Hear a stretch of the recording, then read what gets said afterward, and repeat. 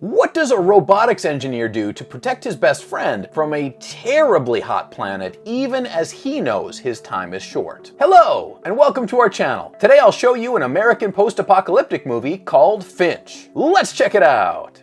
At the start of the movie, the Earth is revealed to now exist in a desolate state. It is the resultant effect of a solar flare that occurred 10 years ago. This led to the total destruction of the ozone layer. As a result, the Earth is exposed to an unusually high level of direct sun rays, which makes temperatures reach as high as 150 degrees Fahrenheit. This leaves everything scorched and everywhere pretty much uninhabitable. Because truth be told, as much as it saves you bills on heating, no one wants to live in a place where you can literally go from tan to crisp burnt. The movie's protagonist, Finch, is now introduced. He is a robotics engineer. He is also dressed in a protective suit against the merciless ultraviolet rays. He walks into a building to scavenge for food, as his routine has been over the years. Not really too sure how he expects to find anything edible that's been under this intense heat for years. In any case, Finch and his robot Dewey try to find some food. On the floor is the remains of what used to be a human being. Told ya,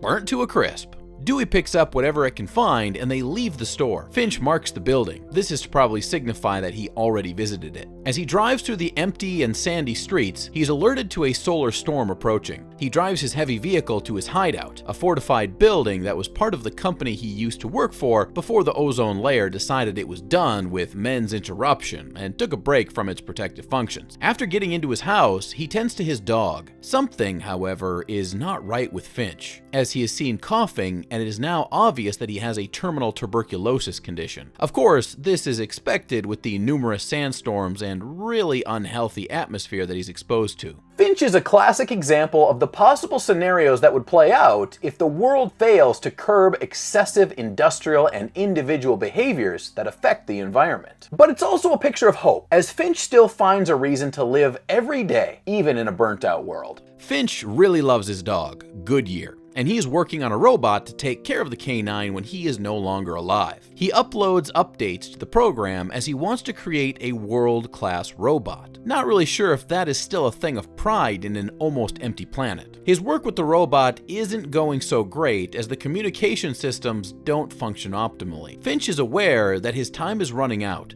so he does all he can to finish the robot, including taking Dewey's eye. Sorry about that, Dewey. After a lot of trials, Finch finally gets the communication system to work and he's overjoyed. As he speaks with the robot, it beautifully reads out its programmed instructions. They include protecting Goodyear and never to hurt humans or see them suffer. Shortly after, there's a power outage, and Finch goes to check it out and repair the faults. He sees an approaching sandstorm. As he goes in, he feeds his new robot, who has named himself Jeff, some data to make projections. Jeff tells him that some storms are approaching the location within 24 hours. The storms are also supposed to last for 40 hours. Because of this, Finch decides that they must all leave and make some effort to get to San Francisco. He hurriedly builds the remaining components of Jeff and begins to train it to move and carry out other necessary activities. At the same time, he begins to upload all the necessary information needed to make Jeff as competent as possible. With the storm fast approaching the location, Finch is forced to stop the upload process at 72%, leaving Jeff without some necessary function. Jeff, who is not a fully developed bot, acts in a way that shows that it was not fully programmed. Finch gathers the basic necessities and the only family he has, Goodyear, Jeff, and Dewey, with him on the trip to San Francisco. They drive a good distance and outrun the storm. With the storm now behind them, Finch stops the vehicle and begins to teach Jeff how to scavenge, and they spend some time bonding as a team. Believe it or not, the popcorn using nothing but just sun rays gets cooked. Shortly after, Finch notices that the storm is beginning to approach them. He and Jeff secure the vehicle and rush into it as they await an encounter with the storm. The sandstorm hits hard, throwing them all around with the vehicle. After it passes, the front tire is destroyed. Although they have a spare, they have nothing to start the car with. Jeff serves as a jack by casually lifting up the heavy vehicle. Goodyear is not friendly with Jeff, as much as it tries to befriend the dog. It already has a strong bond with Finch and cannot possibly think of another as a friend. It is also possible that it doesn't want a rival or something that shares Finch's love. Finch tells Jeff to give it some time, as the dog would eventually come around. They stop at a restaurant to rest. Here, Finch begins to cough up blood, indicating a worsening of his condition. Meanwhile, Jeff, who is a very inquisitive bot, plays around in the RV until it takes off the handbrake. This causes it to crash into an abandoned car. This angers Finch and he expresses his displeasure. With this, Finch decides to teach the bot how to drive. After a few trials, Jeff learns to drive quite well. They make a stop at night to rest and observe the beautiful northern lights. By the next day, Finch becomes very ill as he stays in bed after vomiting some blood. Jeff tends to him in this state. It then takes Dewey with him to a deserted hospital for food and supplies. Dewey sees some snacks and tries to reach for them. Unfortunately, there's a trap there and it is ripped to pieces as it falls into the trap.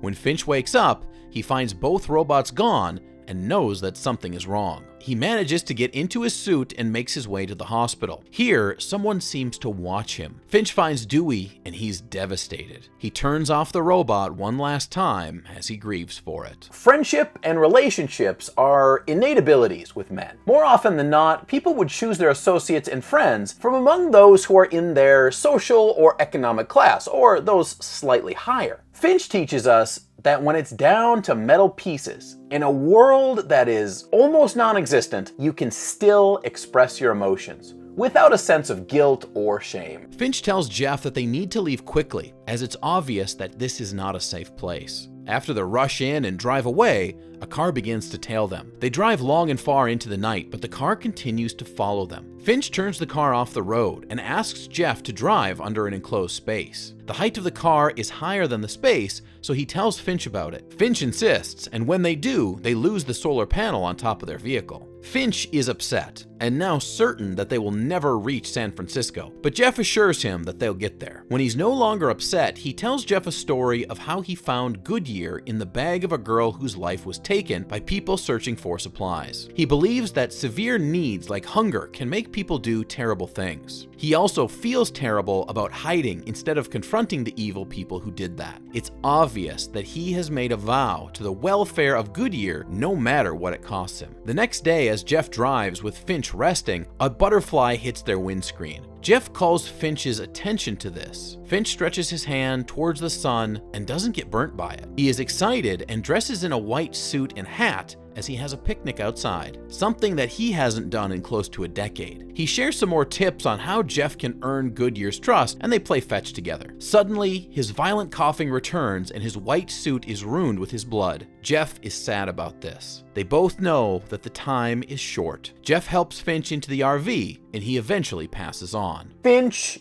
is a beautiful picture of posterity. In a world filled with instant gratification and self-centeredness, he puts the needs of his dog ahead of everything else. He's undeterred by his failing health or the unfriendly environment. It would be a really good idea to learn from Finch that the world does not revolve around us. We must make room for others where and when it's necessary. Jeff and Goodyear cremate his body and they continue their journey to San Francisco as they seek to make good their promise to get there. As the movie ends, Goodyear and Finch, who are now very good companions, build a memorial for Finch. They also find pictures and messages of possible survivors. Although the movie ends with the tragic passing of Finch, it is a great and well-told story. It's also filled with lots of lessons of love, persistence, and posterity. As with a number of Tom Hanks movies, the story here conveys a deeper and multi-dimensional message to all the viewers. You should watch this movie if you're interested in watching something worth your time. Please subscribe to our channel to be notified when we upload, and don't forget to suggest movies that you want us to recap in the comments down below.